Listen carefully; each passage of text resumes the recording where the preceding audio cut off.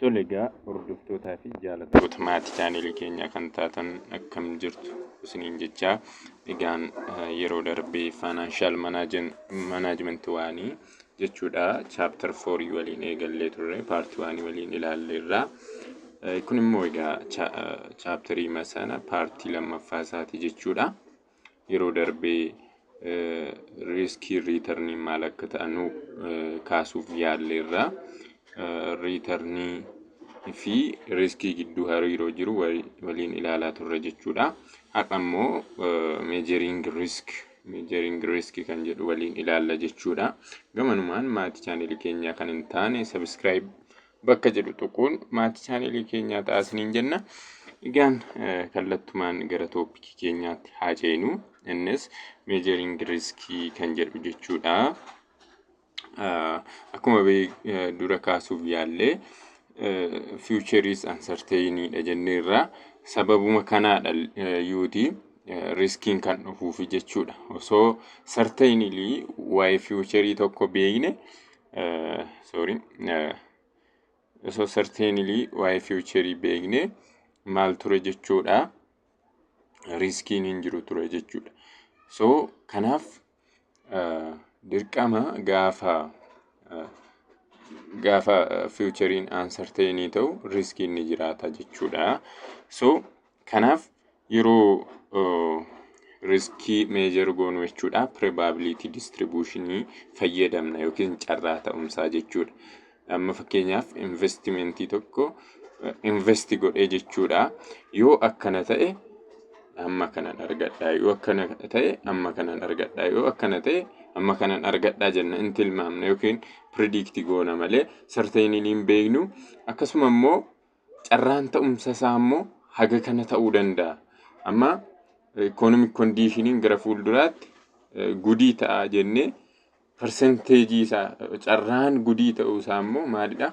Percentii amma kana jechuu dandeenya. Akkasuma carraan baadni economic conditionii ta'uu isaa percentii amma kana jennee tilmaamuu dandeenya. So probability distribution kanaaf fayyadamna jechuudha. Yoo probability isaa yoo economic conditioning gudii ta'e percentii amma kana ta'e return amma kana argadha investmentii koorraa jennee akka kanaatti forecast goona jechuudha. Kanaafi yeroo riskii major goonu jechuudha probability distribution fayyadamna jechuudha. So formally we associate risk with uncertainty about future value or future cash flow. So manamma sinin jedhe jechuudha. We can't know the future value of an asset with certainty jedha. We believe that some future value are more likely than other. More jechuun maal amanna jechuudha. Wanti ta'e wayi isa tokkorra caalaa hin ta'a jennee waan yaannu qabna garuu past trend irratti hundoofne ta'uu danda'a. Conditionota garaagaraa ilaalle likelihoodiin wanta tokko isa tokkorra caala jenne yerootti estimate goonu ni jira jechuudha. Probability distribution is a list of all possible outcomes or event. Example jedha return on event with their corresponding probability of outcome jedha. Jechuun probability distribution jechuun carraa ta'umsaa wanta tokko maal jechuudha. Outcomein wanta tokko jechuudha. Akka kana ta'a akka sana ta'a jennee gaafa listi goonu jechuudha. Possible outcome fakkeenyaaf saantima tokko ol darbannee probability'n isaa ambassaa zawudii jennamti daa'imummaatti jechuudha. Bifa kanaan yeroo akkasitti ibsinu jechuudha probability distributioniin. So characterin probability distribution egaa list all possible outcomes jedha. Mutually exclusive fi collectively exhaustive. Mutually exclusive gaafa jennu waan waliin qooddatan hin jiru jechuudha. Collectively exhaustive jechuun immoo possibly wanti complete ta'uu isaa kan ibsudha. Collectively exhaustive gaafa jennu. Each outcome is assigned with probability varying. Probability gaafa wanti jennu carraan ta'umsaa tokkoo fi meeqa gidduudha? 0 gidduudha jechuudha. Kana gidduudha. 0 point maali 0 point kana jenne akkanatti listi goona probability jechuudha. Ida'amni probability kana ammoo yeroo hunda tokkodha. Kana hin beektu probability sin barsiisuu miti just akkamitti finance keessatti akka apply ta'u hubachuufidha malee jechuudha kan ilaallu. So it provides quantitative insight into risk of an investment data. So application apply ta'a jechuudha finance world of finance keessatti malee kuni kan ilaallatu statistics dha akkuma beektan jechuudha. The graph below show probability distribution of random variables jedha. The horizontal axis jechuun isa kana jechuudha. Horizontal axis fi vertical axis isa kana horizontal axis isa kana horizontal axis return keenya agarsiisa inni kun immoo likelihood yookaas immoo probability isa jennu jechuudha. Meaning bakka kana jira jechuudha. So the mean or average return is probability weighted average of all possible outcome. The one depicted by blue line is characterized by greater uncertainty than the depicted in the red dha. Kana jechuun inni ela kuni jechuudha riskiin isaa xiqqaadha. Isa kana wajjin gaafa compare goonu jechuudha. Maaliif meaniin century kana irratti argamti gaafa mean irraa fagaachaa deemu yookiin expected return isa jennu jechuudha. Meaniin as keessatti gaafa mean keenya irraa fagaachaa deemu riskiin isaa yookiis uncertainty isaa guddachaa deema jechuudha. Maaliif actual outcome keenyatu expected return keenya irraa fagaachaa deema waan ta'eef jechuudha. So bifa kanaan ibsina waan kana ni yaadattu yaada baay'ee isaa statistics irratti jechuudha. So when probability distribution is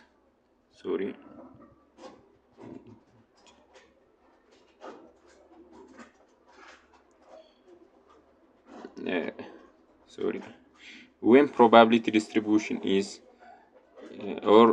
peaked for investment, the more likely that outcome will be close to the expected value jedha.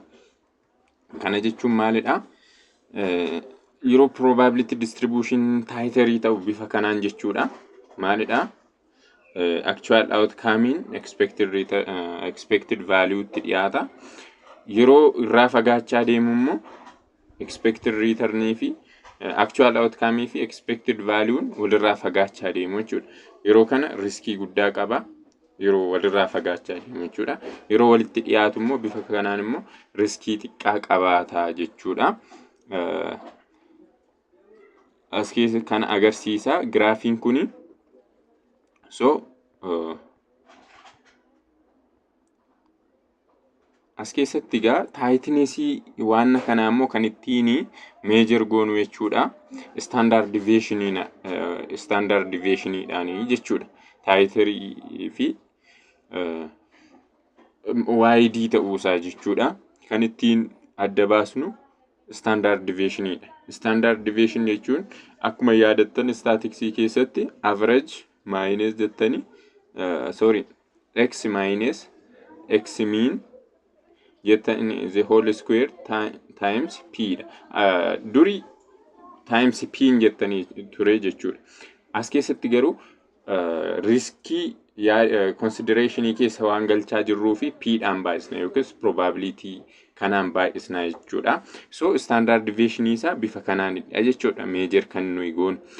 RI kuni XI ishee jennu return yoo taatu isheen kun immoo expected return X barii isheen qabdu kuni jechuudha. The whole square goone times probability jenne square root jala galchine arganna jechuudha. So yeroo expected return keenya calculate goonu immoo jechuudha. Expected return bakka buuti isheen kuni it is the sum of probability distribution times return jechuudha. Ni hojjenna example dhaan sinii gala kana formula isaa kana qabadha. Then Deviationii akkuma amma siniin jedhedha. Deviation jechuun vaaliyuun wanta tokko hagamiin miinii irraa deviate ta'a yookiin diffeer ta'a isa jedhudha mitiire. Deviation gaafa jennu x minus x miiniidhaan arganna. Standard deviation immoo square goones walitti daanee kaaneetu isaa booddee square rootii jala galchinaa itti arganna jechuudha. Variancein garuu square rootii jala hin galu jechuudha. So bifa kanaan hojjechaa deemna. Bifa kanaan qabadhaa formulaasaa exampleedhaan gaafa ilaalaa deemnu more caalaa sinii gala jechuudha. Expected return egaa akkuma nama siniin jedhe P1 times R1 yeroo calculate goonu jechuudha. Plus P2 times R2 jenne bifa kanaan hammanni jiru jechuudha. Conditionii jiru sanaan fayyadamneeti jechuudha. 3 yoo ta'e akkuma kanaatti 4 yoo ta'e kanaatti haga n'itti jechuudha. So bifa kanaan P probability bakka buutii, R'n immoo returnidha. Returnii bakka buutii jechuudha. So bifa kanaan calculate gochaa deemna. Fakkeenya kana haa ilaallu amma. ABC company has received in share of XY company. The return on this investment is expected to affected by market reaction to new product introduced by XYZ to the local market. State of demand for product with the corresponding probability or associated return on investment are provided below.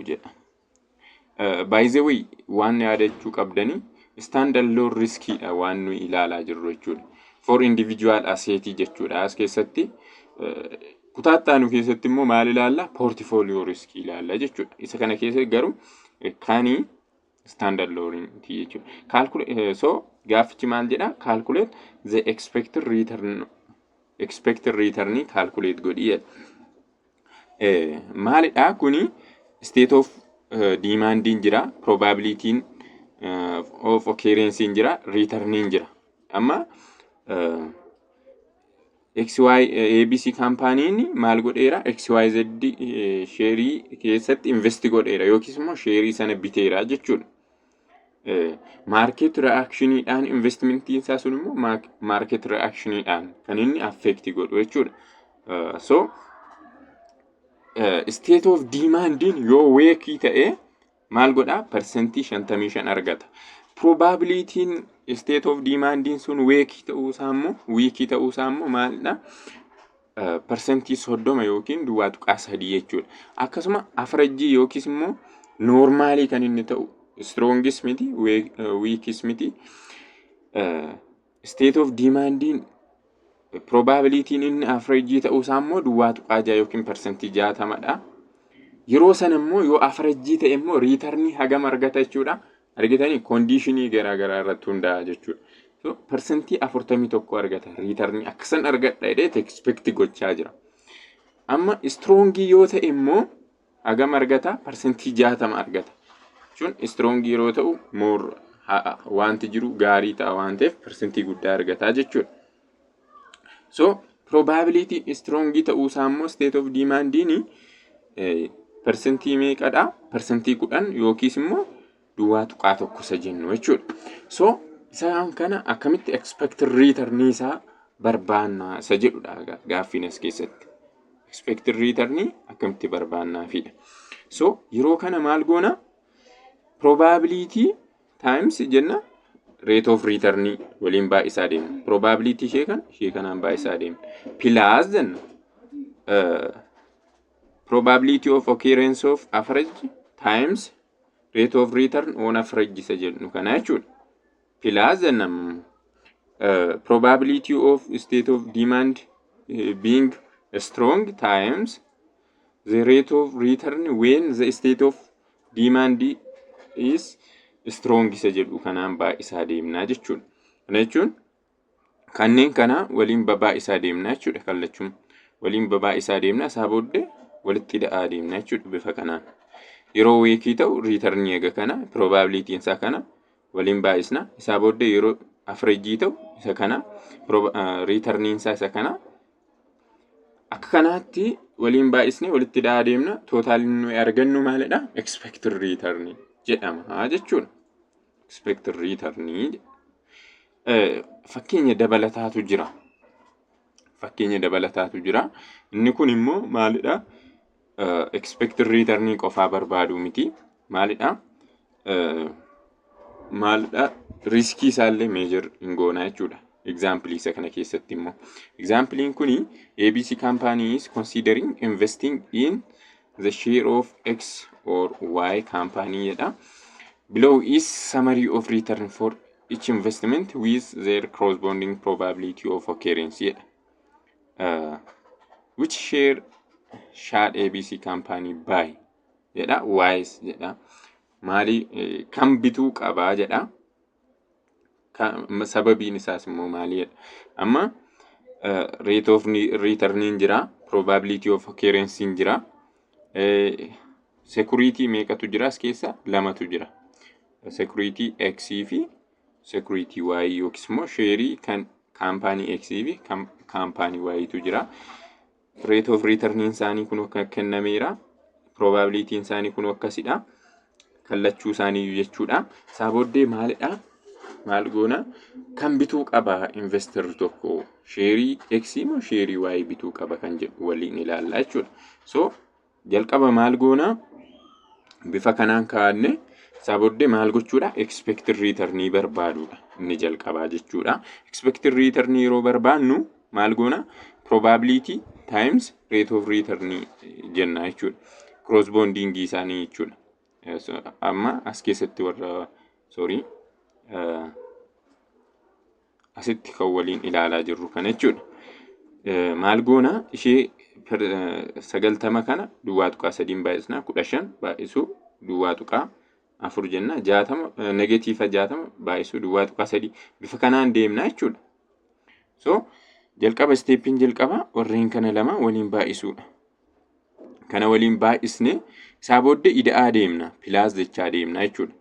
Tootaalii isaa iddoo tokkotti finnaa jechuudha. Persentii 90 baay'isuu duwwaa tuqaa 3 ida'uu jennaa 15% baay'isuu duwwaa tuqaa 4 ida'uu jennaa negatiiva 60 baay'isuu duwwaa tuqaa 3 jenne tootaalii isaanii meeqa arganna jechuudha. Expected return keenya persentii 15 arganna jechuudha. Expected return keenya. Expected return persentii 15 ta'a jechuudha. Ida'ama warreen kanaa jechuudha karaa biraamma. Isaa booddee deviation isaanii barbaanna. Deviation jechuun xi minus x mean jenneera. Yookiis return minus expected return isa jennu jechuudha. Asitti amma expected return asirratti meeqadha? Duwwaa tuqaa 27dha. Expected return keenya immoo meeqa arganneera? Persentii 15 jechuudha. Isaa booddee deviation isaa duwwaa tuqaa 75 taasa jalqaba irratti. Isa lammaffaa irratti 0 ta'a. Maaliif? Kuno persentii duwwaa tuqaa 1 waan ta'eefi expected return maalidha? Walqixa waan ta'uuf iddoo kanatti 0 nuuf ta'a jechuudha. Deviation isaa 0 nuuf ta'a jechuudha. Iddoo kanatti immoo deviation isaa xi minus x mean keenya meeqa ta'a? Duwwaa tuqaa 75 nuuf ta'a jechuudha. Isaa booddee isaaniin maal gochaa deemna? Square gochaa deemna jechuudha. Square gochaa gaafa deemnu kuno asirratti sirriitti clear godheera. Kuno rate of return bakka kanaan jiru, expected return bakka kanaan jira. Toorma isaanii walirraa gaafa deemtan kuno deviation isaanii argattu. Deviation isaanii kan immoo square gochaa deemtu jechuudha. Square gochaa deemtaniit maal gootu? Probability kanaan immoo baay'istu deebitanii. Probability kanaan wal iddoo kanatti sirriitti ni ibsaa deema. Probability kanaan baay'istanii isaa booddee erga walitti daatanii kaatanii maal argattu? Variance argattu. Variance erga argattanii immoo variance keessan immoo square root jalaa gaafa baastan maal argattu? Standard deviation argattu jechuudha. Square root jala galchitanii gaafa baastan standard deviation keessan argattu jechuudha. So as keessatti kan x keenya standard deviation isa 58.09% ta'ee jechuudha. Kan y's kallattuma sanaan deemna jechuudha. Y amma asitti rate of return isaa kunis tartiibeffameera. Isaa booddee probabilitiin kana walii yoo baay'isaa deemnu as keessatti kan arganna, asitti kan arganna, asitti kan arganna. Isaa booddee ida'ama sadeenii expected return keenya arganna jechuudha. Expected return asittis meeqa ta'e 15 ta'e yookiis percentii 15 isa jennu jechuudha. Deviation isaa ni baasaa deemna. Deviation percentii 45 rate of return hir'isu expected return kana jechuudha. Meeqa percentii 30. Ammas kan waa'ee percentii 15 rate of return times percentii 15 expected rate of return 0 ta'a bakka kana. Kan siis akka kanaatti deemna negatiifa kan sii jechuudha. Isaa booddee deviation keenya kana maal goona square gochaa deemna. Square goone isaa booddee maal goona square isa goone kana probability warreen kanaan baay'isna jechuudha. Probabilitota warra kanaan baay'isna. Isaan tokko tokko isaaniin baay'isne corresponding probability dha yaadachuu qabdu asitti. Waliin baay'isne isaa booddee erga walitti daanee maal goona variance keenya arganna. Variance keenya kanammoo square root jala gaafa galchinu standard deviation keenya arganna jechuudha. Amma kanarratti hundoofne jechuudha. Kanarratti hundoofne gaafa compare goon standard deviation guddaa kan qabu kamidha? Security X dha jechuudha. Security X dha jechuudha. Expected return isaanii wal fakkaataadha asitti. Kan X's kan Y's percentii 15 jechuudha. Garuu standard deviation isaanii gaafa compare goon standard deviation X kan Y caalaa jechuudha. Yeroo kana kamtu risky dha jenna? Isa standard deviation guddaa qabutu risky asset dha jenna. So investmentiin kun kam share kamii bituu qaba? Kan Y bituu qaba jechuudha. Maaliif expected return wal qixa qabu garuu risky kan ta'e caalaatti X dha waan ta'eef Y less risky waan ta'eef kan kamii bituu qaba? Kan Y bituu qaba jechuudha. Investor kuni jennee akkasitti recommend goona. As keessatti waan beekuu qabnu continuous probability distribution kan jennu jechuudha. Continuous probability distribution jechuun infinite outcoming gaafa jiraatan jechuudha. Infinite number of outcoming gaafa jiraatan. Kana jechuun range kanaaf kana gidduu gaafa jiraatan jechuudha. Kana jechuun constant number tokkoon kan hin ibsamne. Infinite outcoming isaa infinite yoo ta'e jechuudha. Yeroo baay'ee return outcoming isaa infinite percent jechuun whole number wayii tokkoon kan hin ibsamne percentii haga kana percentii tuqaa kana bifa kanaan kan ibsamu jechuudha. Waan akkasii maal jenna? Continuous probability distribution jenna. Range wayii ta'e keessa kan inni jiraatu jechuudha. Outcoming isaa jechuudha.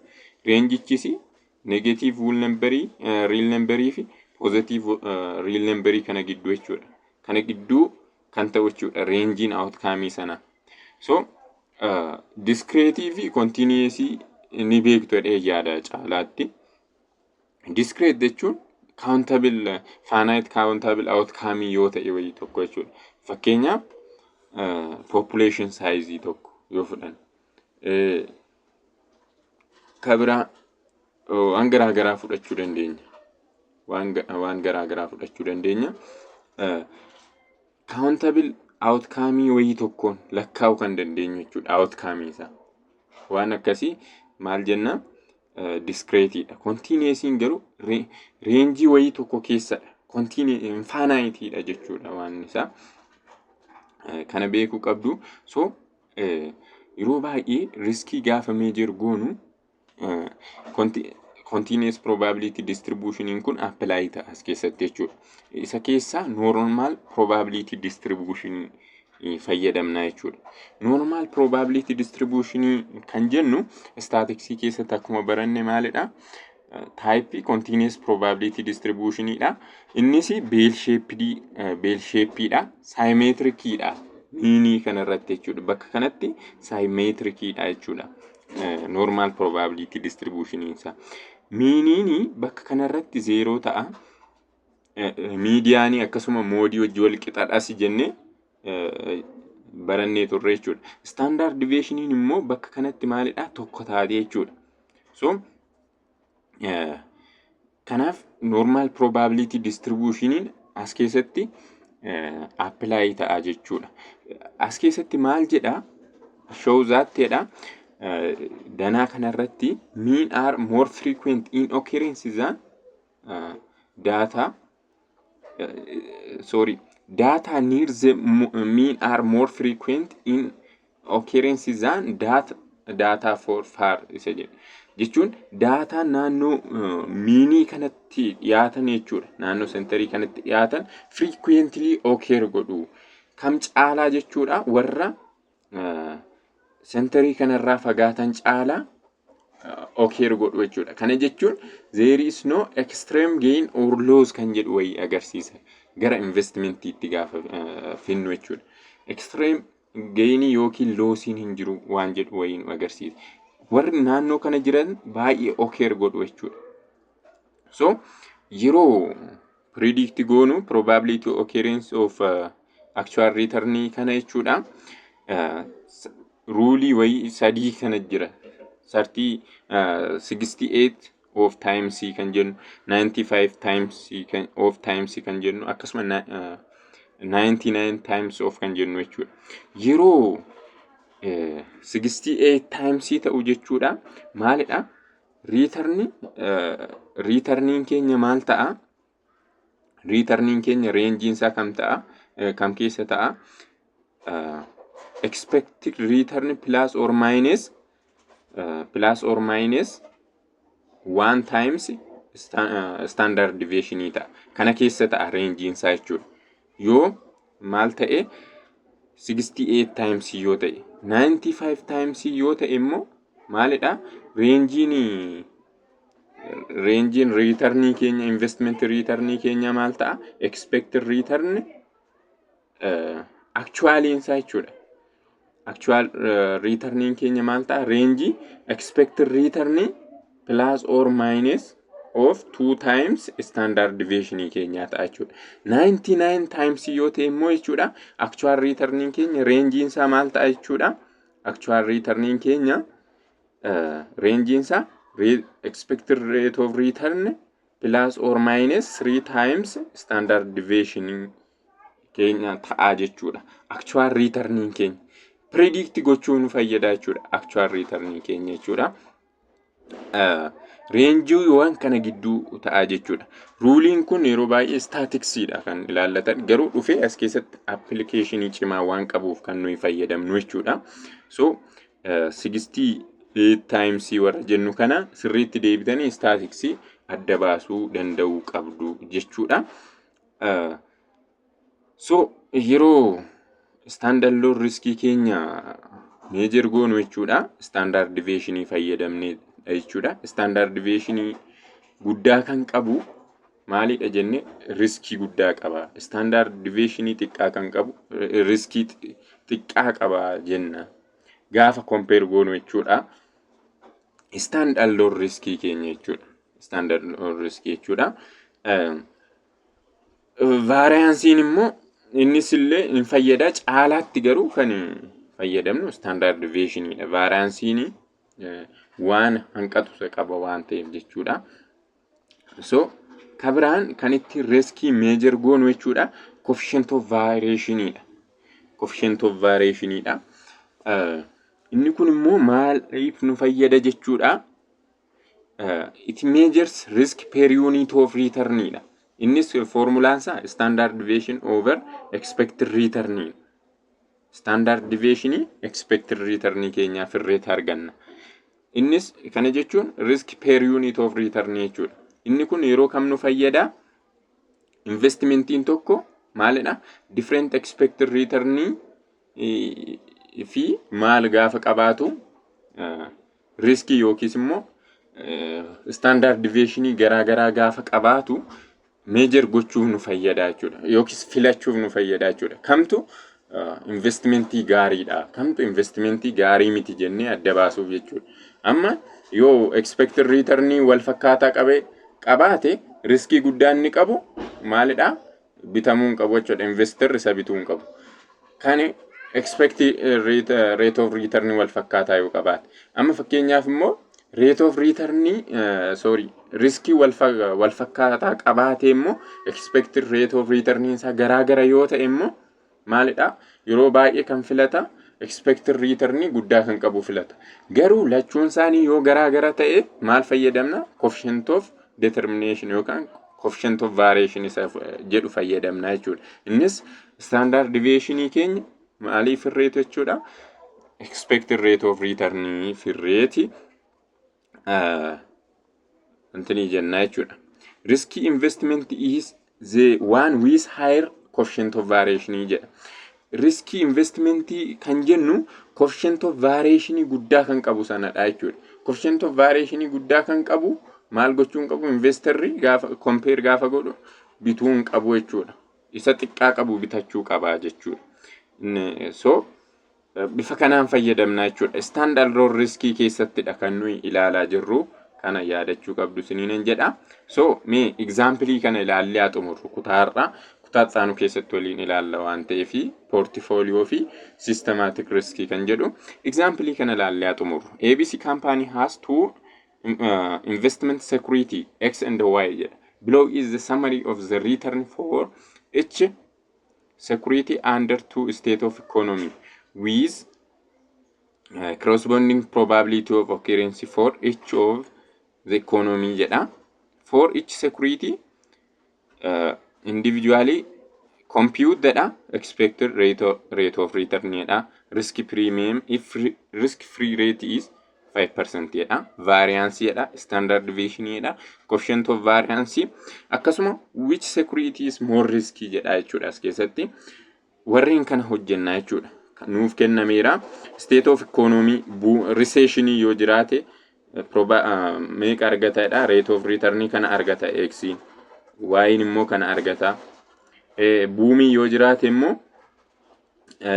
x kan percentage 70 argata y percentage 25 argata jechuudha probability boomii fi recession ta'uu economy immoo percentage 50 jechuudha percentage 50 so me gara calculation keenya taaceenu so jalqaba maal goona jalqaba expected rate of return barbaanna jechuudha expected rate of return yeroo barbaannu maal goona probability kana baay'isu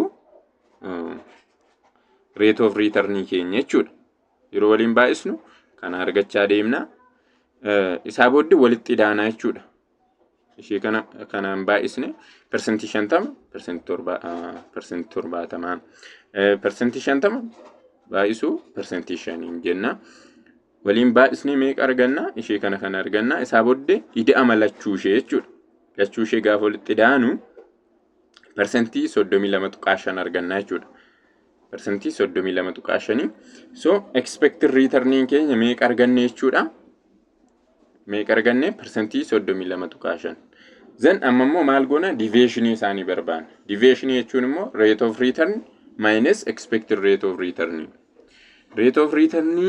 keenya asii bakka kana qabna gaafa expected return kanarraa hir'isnu jechuudha qubeedhaan agarsiisaa jira qubee isaa ilaaluu qabdu sin jechuudha gaafa walirraa hir'isnu meeqa arganna jechuudha deviation isaa kan arganna isaa booddee square gochaa deemna square goona kan boomii irrattis expected return kana rate of return kana percentage 70 jechuudha kana walirraa gaafa hir'isnu deviation isaanii arganna deviation keenya immoo square gochaa deemna jechuudha kun bakka kanarraa jechuudha